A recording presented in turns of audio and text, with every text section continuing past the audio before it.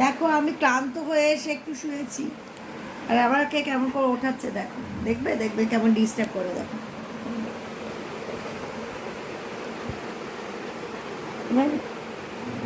আমি একটু শুলেই এরম করে আমাকে দেখো, একটু আমার শুতে দেয় না, দেখেছো? দেখো ঠাকুমাকে কেমন করে ডাকে, ওরে বাবা রে, একটু আমার শুতে দেবে দেবে না, সবসময় এরম করে যাচ্ছে সবসময়। কি করব আমি, কি মাটা ডাকু?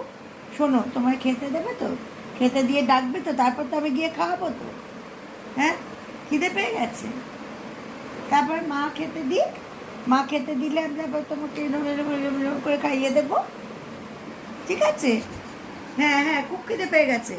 আসলে ওর ঠিক একটা বোধহয় বাজে এখন। হ্যাঁ, একটা বাজে, মানে খাওয়ার সময় হয়ে গেছে। এখন আর ও কারো কথা শুনবে না, এখন ওকে খেতে দিতেই হবে। কল্পনা মাসে মুছে দিচ্ছে তো, তুমি যেখানে বসে খাবে জায়গাটা মুছে দিচ্ছে তো।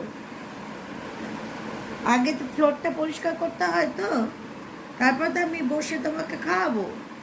শোনো, এ দেখো, শোনো শোনো শোনো, আগে জায়গাটা পরিষ্কার করে দেয় না, তারপর তো খাওয়াই তো। হ্যাঁ, চলো, কল্পনা মাসি মোছা হয়ে গেলে আমরা খেতে যাবো, ঠিক আছে? না, নামতে হবে না, এখন একটু ঠাকুমার কাছে বসো, একটু বসো। এই রকম করে কোনো সময় আমাকে, ও শুতেই দেয় না, শুতে দিই। এইবার এইবার এইবার আমাকে গোল হয়ে ঘুরবে, আমাকে গোল হয়ে ঘুরছে এখন।